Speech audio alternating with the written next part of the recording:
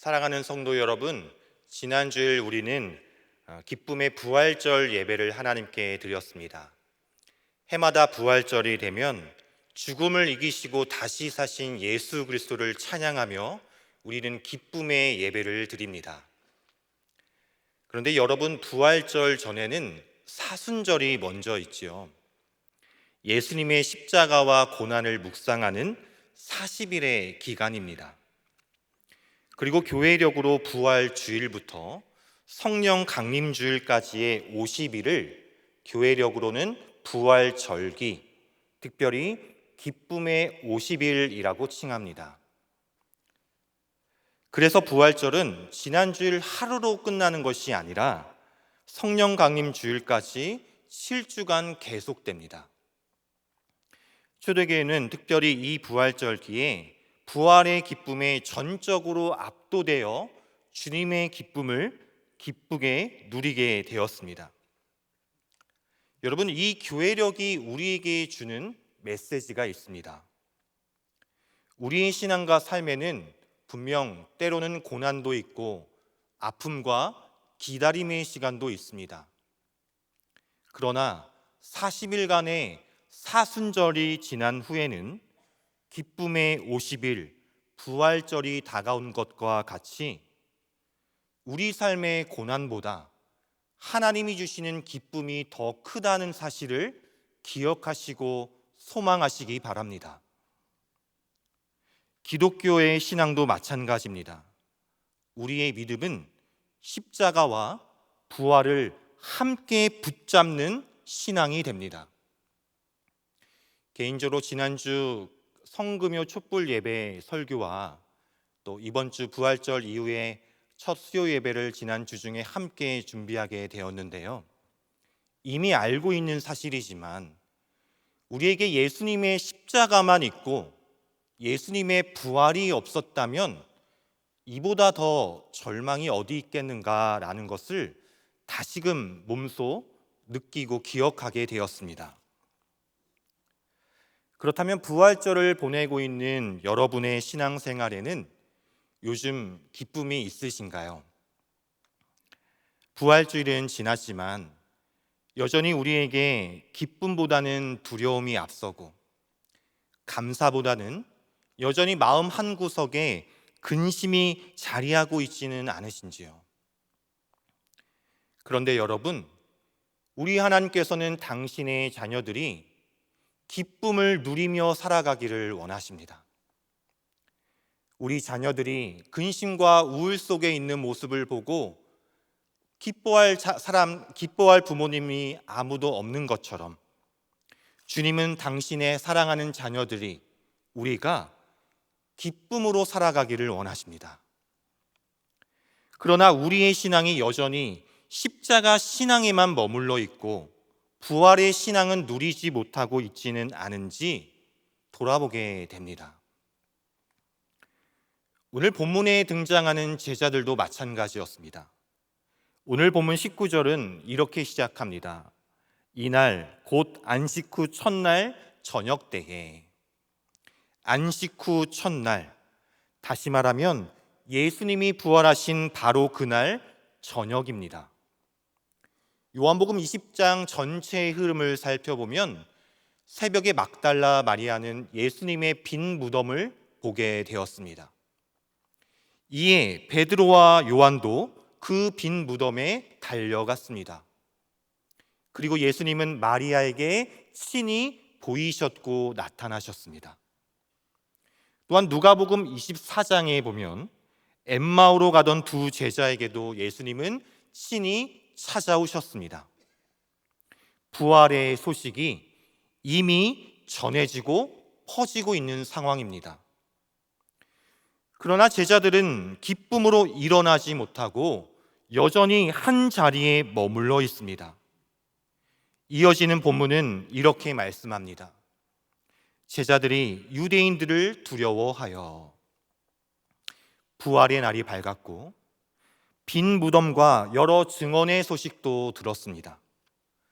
그러나 제자들의 마음은 여전히 부활의 기쁨이 아닌 두려움 속에 머물러 있었습니다. 성경은 이들이 유대인을 두려워하였다라고 말씀합니다.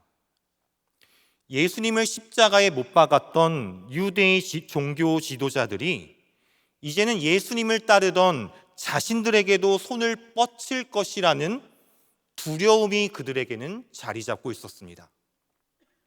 뿐만 아니라 제자들의 두려움은 단지 바깥의 위험만이 아니었습니다.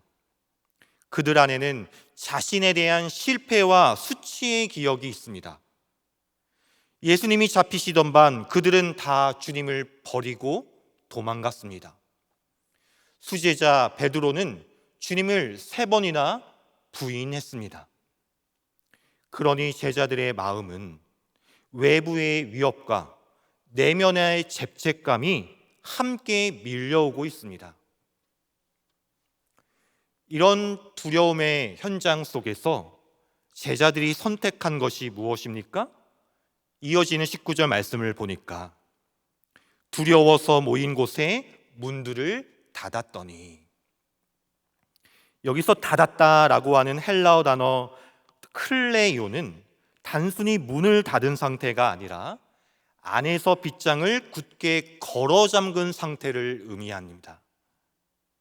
그러니 이 닫힌 문은 단지 공간이 주는 상태만을 의미하는 것이 아니라 제자들의 내면을 보여주는 문이기도 합니다. 그들의 마음의 문이 닫혀 있었고, 소망의 문이 닫혀 있었고, 사명의 문이 닫혀 있었습니다. 부활의 날임에도 불구하고 그들은 아직 부활의 삶을 살지 못하고 있었던 것입니다. 여러분, 이 닫힌 몸은 비단 2000년 전 제자들의 모습만이 아닙니다. 오늘을 살아가는 우리에게도 여러 닫힌 문이 존재합니다. 상처와 실패 때문에 닫힌 마음의 문, 죄책감 때문에 닫힌 신앙의 문, 사람에게 실망해서 닫힌 관계의 문, 응답이 더딘 것 같아 닫힌 기도의 문도 있습니다. 그런데 문제는 문을 잠그면 안전해야 하는데 그 닫힌 문은 오히려 우리 영혼을 두려움 속에 가둬두게 합니다. 또한 오늘 본문과 평행 본문인 누가복음 24장은 제자들의 오늘 이 모습을 조금 더 깊이 보여주고 있습니다. 24장 38절 말씀에 제자들 향해 예수님이 이렇게 말씀하시죠. 예수께서 이르시되 어찌하여 두려워하며 어찌하여 마음에 의심이 일어나느냐. 여기서 의심하다라는 헬라어 원어는 디알로기스모이라는 단어인데요, 이는 마음이 갈라진 상태, 끊임없이 계산하며 흔들리는 내적 소란의 상태를 뜻하고 있습니다. 당연히 마음에 요동치는 이 내적 소란은 우리 마음의 평안을 빼앗아가게 합니다. 우리 안에도 끊임없이 찾아오는 내 생각으로 계산하고 삶을 염려하며 그래서 마음이 갈라지고 흔들리는 때가 있음을 경험하게 됩니다. 이렇게 마음의 문이 닫히고 끊임없이 계산하고 염려하는 내적 소동이 일어나는 것, 이것이 오늘 본문이 비추어지고 있는 두려움의 실체의 모습입니다. 그런데 여러분, 바로 그때 이렇게 마음이 닫히고 끊임없이 마음이 갈라지고 계산하고 염려하고 있는 제자들에게 놀라운 일이 생깁니다. 그 두려움 속에 있는 제자들에게 바로 예수님이 찾아오셨습니다. 이어지는 19절 말씀에 예수께서 오사 가운데 서서 이르시되, 오늘 성경에는 문이 열렸다라는 말이 없습니다. 제자들이 문을 닫았다는 말은 있지만 문이 열렸다는 말은 없고, 또 제자들이 용기를 내려 문을 열었다라는 말도 없습니다. 문이 닫혀 있었는데 예수님이 오셨습니다. 이것이 바로 복음입니다. 우리가 문을 열었기 때문에 주님이 오신 것이 아닙니다. 우리가 믿음이 좋아지고 우리가 준비가 되어서 찾아오신 것도 아니었습니다. 문이 닫혀 있는데도 주님은 친히 찾아오셨습니다. 두려움을 빗장으로 걸어 잠근 그 어두운 방 안으로 실패의 자리에 넘어져 있는 그 제자들에게 주님이 찾아오셨습니다. 그리고 주님은 어디에 서셨습니까? 19절에 예수께서 오사 가운데에 서서 이르시되, 주님은 우리 삶의 변두리에 머무시는 분이 아닙니다. 우리 삶을 멀찍이에서 바라보시는 분도 아니십니다. 주님은 우리 삶의 한복판, 두려움과 실패의 그 한복판에 들어오시고 찾아오는 분이심을 믿으시기 바랍니다. 그리고 찾아오신 주님은 제자들에게 이렇게 말씀하시죠. 예수께서 오사 가운데 서서 이르시되 너희에게 평강이 있을지어다. 주님은 제자들의 과거를 책망하지 않으셨습니다. 왜 다들 도망갔느냐? 왜 그때 그 자리에 없었느냐? 왜 너희들의 모습은 아직도 이것밖에 되지 않느냐? 정죄하지 않으시고 먼저 평강을 선포하십니다. 부활하신 주님이 제자들에게 가장 먼저 주신 선물은 바로 평강이었습니다. 여기서 평강이라는 말의 배경에는 히브리적인 샬롬의 개념이 흐르고 있습니다. 즉 단순히 편안한 상태가 아니라 흩어진 것이 다시 하나로 묶인 상태, 하나님과 단절되었던 관계가 회복된 상태를 의미합니다. 여러분, 여기서 우리가 붙잡아야 할 중요한 영적인 진리와 순서가 있습니다. 두려움 가운데 있는 제자들에게 부활의 기쁨이 먼저 임하지 않았습니다. 평강이 먼저였습니다. 두려움의 자리에 먼저 평강이 선포되고 그 후에 기쁨이 임하게 되었습니다. 그런데 우리는 종종 반대로 생각하기도 합니다. 내게 기쁨이 임해야 평안해질 수 있지. 형편이 좋아지면, 문제가 해결되면 그때 기뻐할 수 있겠지. 우리는 생각합니다. 그러나 주님은 먼저 평강을 주시고 그 평강 위에 기쁨을 임하게 해주셨습니다. 왜 그렇습니까? 두려움과 불안에 사로잡힌 마음에는 무엇보다 마음의 평안이 먼저이기 때문입니다. 그래서 부활하신 주님은 제자들에게 먼저 기뻐하라 말씀하지 않으시고 평강이 있을지어다 선포하십니다. 오늘 이 예배의 자리에 계신 여러분들에게는 어떤 두려움의 문이 닫혀 계십니까? 그리고 디알로 기스모이, 어떤 의심하는 마음, 주님을 신뢰하지 못한 채 끊임없이 계산하고 염려하며 그로 인해 마음이 소란한 상태가 있지는 않으십니까?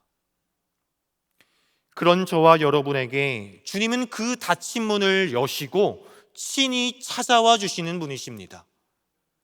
그리고 우리에게 주시는 주님의 음성을 들을 수 있기를 바랍니다.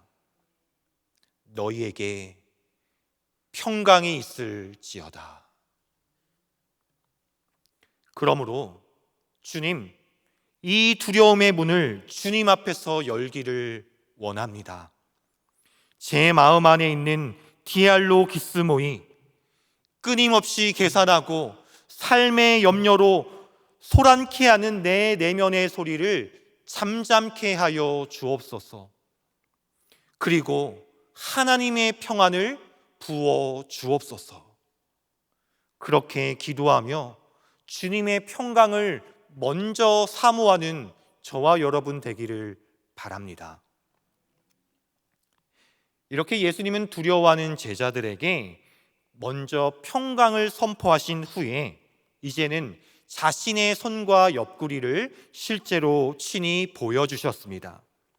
20절 말씀에 이 말씀을 하시고 손과 옆구리를 보이시나니 제자들이 주를 보고 기뻐하더라.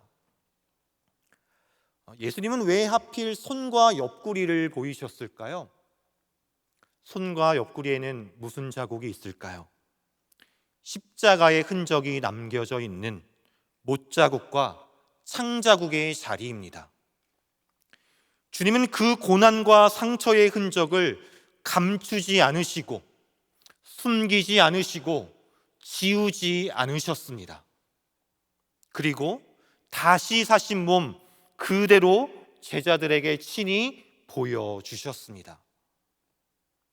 십자가 고난과 상처와 더불어 부활의 영광이라는 실제를 동시에 보여주고 계신 것입니다.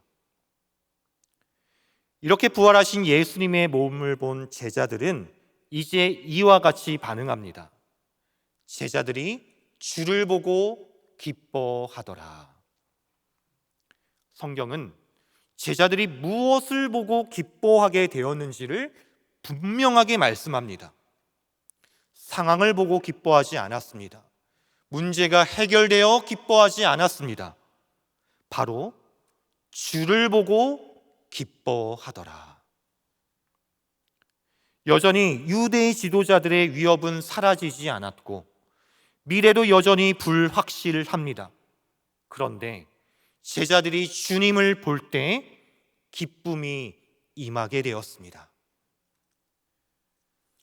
사랑하는 성도 여러분, 우리의 믿음과 삶도 마찬가지입니다. 우리의 고난과 상처, 과거의 아픔과 실패도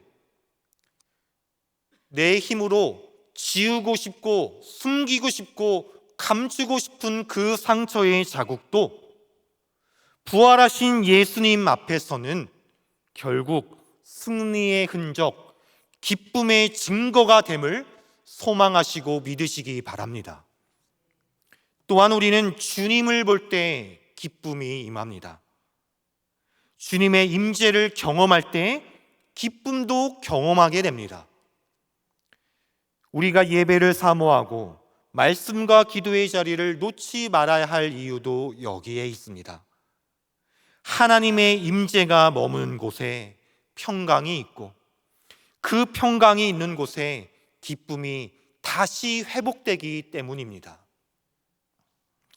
혹시 요즘 제 삶에는 기쁨이 없습니다. 요즘 제 신앙생활에는 뭔가 활력이 없는 것 같아요. 이런 고백이 있는 분들이 계시다면 나는 과연 주님의 임재를 얼마나 사모하고 있는가? 나는 과연 예배를 통해 또한 주님 말씀 앞에 설 때에 주님을 진정 만나고 있는가? 그것을 먼저 돌아보시기 바랍니다. 기쁨은 다른 것에서 오지 않습니다. 기쁨은 내가 만들어내는 것이 아닙니다. 기쁨은 바로 주님을 바라볼 때 임하는 기쁨의 은혜인 줄 믿습니다. 이렇게 두려움 가운데 있는 제자들의 닫힌 문을 평강으로 여시고 기쁨으로 다시 살아나게 하신 주님은 이제 마지막으로 이렇게 말씀하십니다.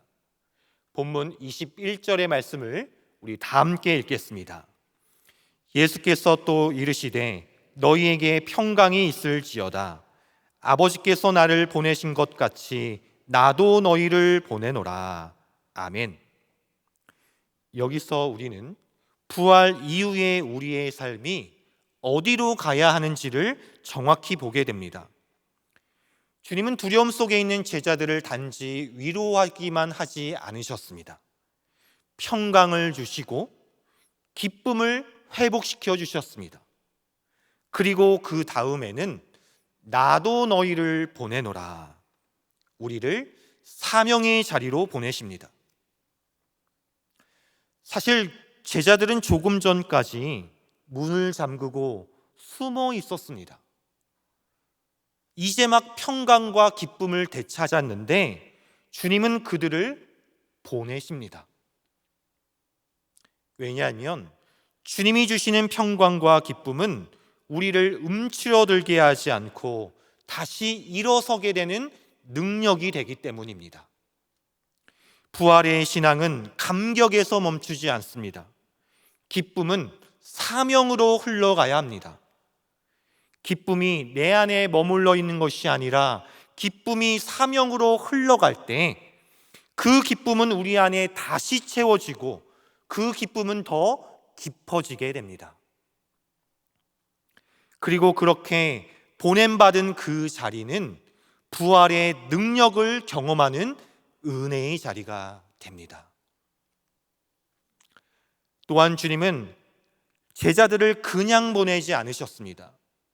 22절 말씀에 그들을 향하사 숨을 내쉬며 이르시되 성령을 받으라. 숨을 내쉰다라는 이 장면은 하나님께서 처음 사람을 지으시고 생기를 불어넣으셨던 창조의 장면을 떠올리게 합니다.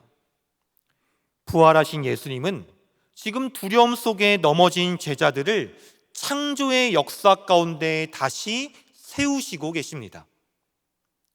두려움 속에 있던 제자들이 이제 평안과 기쁨을 넘어 성령의 능력으로 살아가기를, 그렇게 부활의 증인으로 살아가기를 주님은 원하시고 계십니다. 여러분, 주님께서 우리를 보내신 사명의 자리, 가정의 자리, 삶의 자리와 헌신의 자리가 있습니다. 그곳에서 많이 애쓰시고 분투하고 계시리라 생각이 듭니다. 하지만 우리가 기억해야 될 것은 주님이 우리를 보내신 그 자리는 나의 열심만으로는 그 사명을 온전히 감당할 수 없다는 사실입니다. 나의 열심만으로는 결국 오늘 제자들처럼 지치고 마음이 다치고 두려움과 염려가 찾아오기도 합니다. 바라기는 주님의 보내신 삶의 자리를 온전히 감당하기 위해서 먼저 여러분의 마음에 주님의 평강과 기쁨으로 채우시기 바랍니다. 또한 내 열심만이 아니라 성령의 능력으로 살아내시기를 바랍니다. 주님은 우리에게 사명만 맡기시는 분이 아니라 평강과 기쁨을 먼저 채워주기를 원하십니다. 그리고 성령을 받으라 하셨잖아요. 받으라 하셨다는 것은 주신다라는 약속을 전제로 합니다. 주님이 약속하신 그 성령을 더욱 사모하시고 받는 은혜가 있기를 바랍니다. 말씀을 맺겠습니다. 우리는 이제 부활주의를 지나 기쁨의 50일이라는 부활절기를 보내게 됩니다. 우리의 여전히 다친 마음, 그 두려움과 계산하고 있는 염려하는 마음 가운데 평강으로 찾아오시는 주님을 만날 수 있기를 바랍니다. 그리고 주님의 임재를 사모하며 주님이 주시는 참 기쁨을 소유할 수 있기를 바랍니다. 그 평안과 기쁨을 가지고 주님이 우리를 보내신 삶의 자리, 가정의 자리, 사명의 자리에서 나의 열심만이 아닌 성령의 능력으로 살아가는 저와 여러분이 되시기를 주님의 이름으로 소망합니다. 기도하겠습니다. 사랑과 은혜가 풍성하신 하나님, 부활하신 주님께서 닫힌 문을 넘어 우리 가운데 평강으로 찾아오신다 말씀하시니 감사합니다. 두려움과 의심으로 닫힌 우리의 마음이 있다면 그 마음을 열어주시고 주님의 평강으로 우리를 새롭게 하옵소서. 그 평강 위엔 참된 기쁨이 다시 살아나게 하시고 부르시고 보내신 그 자리에서 성령의 능력으로 살아가게 하옵소서. 우리의 부활이요 생명이신 예수 그리스도의 이름으로 기도드립니다. 아멘.